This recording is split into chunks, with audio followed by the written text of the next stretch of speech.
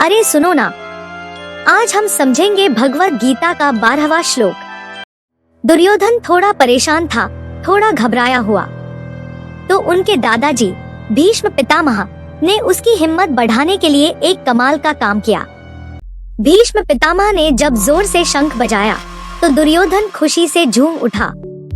श्लोक 1.12 तस्य संजन्यन् हर्षं कुरु वृद्धः पितामहः सिंहनादं विनद्योच्चैः शंखं दध्मौ प्रतापवान।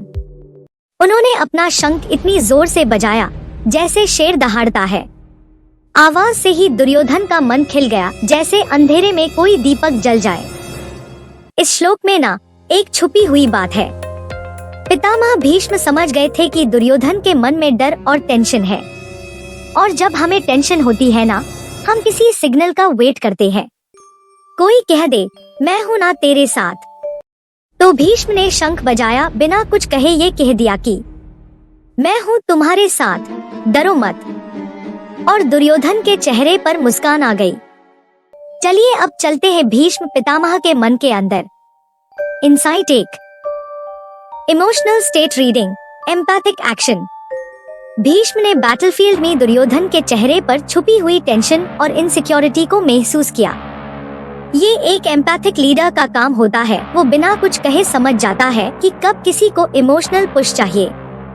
मिरर न्यूरॉन्स हमारे दिमाग के वो सेल्स हैं जो हमें दूसरे का इमोशनल स्टेट फील करने में मदद करते हैं, जैसे भीष्म ने दुर्योधन का स्ट्रेस महसूस किया। Insight 2, auditory stimulus mood regulation.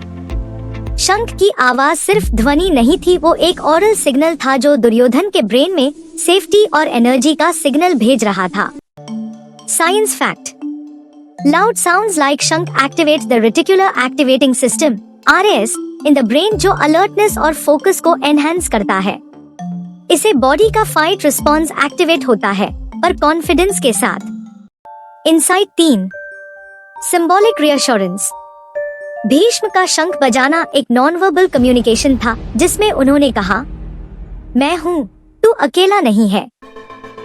ये एक साइकोलॉजिकल एंकर बन गया दुर्योधन के लिए, जो बैटलफील्ड की अनसर्टेनिटी में उसके लिए एक सेफ्टी जोन था। Insight 4, leadership psychological safety. Psychology में एक टर्म है साइकोलॉजिकल सेफ्टी, जिसमें व्यक्ति तभी अपना बेस्ट परफॉर्म करता है जब उसे लगता है कि उसके साथ कोई है जो उसे जज नहीं करेगा बल्कि सपोर्ट करेगा। भीष्म ने बैटलफील्ड में एक सेफ इमोशनल एनवायरनमेंट बनाया, जिसमें दुर्योधन कॉन्फिडेंटली अपनी सेना के सामने खड़ा हो सका। Real life reflection. आज भी हम देखते हैं कि जब कोई एग्जाम या इंटरव्यू की टेंशन में हो, तो माँ बाप या दोस्त उसे एनकरेज करने के लिए मोटिवेशनल बातें करते हैं या प्यार से पूछते हैं। ऐसे सपोर्टिव जेस्चर्स सच में मूड को थोड़ा हल्का कर देते हैं। भीष्म का शंखनाद भी दुर्योधन के लिए ऐसा ही एक सिग्नल था। दुर्योधन ने सोचा कि उसके साथ कोई खड़ा है, जिसे उसको थोड़ा सहारा और खुशी मिली। साइकोलॉजी कहती है, जब किसी का इमोशनल स्टेट लो हो, तब एक पॉजिटिव सिग्नल, चाहे वो एक स्माइल हो या एक शब्द, उसका मूड इंस्टेंटली लिफ्ट कर सकता है। जब हम किसी को स्ट्रगल करते देखते हैं, जरूरी नहीं कि हमेशा एडवाइस दे। कई बार एक पॉजिटिव एनर्जी, एक आंखों की मुस्कान या एक शंख की तरह लाउड सपोर्ट ही उनकी इमोशनल हीलिंग का कारण बन जाता है। योगिक इंसाइट। ये भी याद रखना, बाहर का सहारा कभी कभी मिल जाता है, पर असली हिम्मत तब आती है जब हम अपने अंदर के शंख को बजाना सीख जाते हैं। तो अगर कभी तुम्हें डर लगे, अपने अंदर के भीष्म को याद करो। कहना मैं हूँ, मैं लड़ सकता हूँ, और एक जोर का शंख बस अपने मन में बजाना। तो मिलते हैं कल नए श्लोक के साथ। तब तक बोलो मेरे साथ, राधे राधे।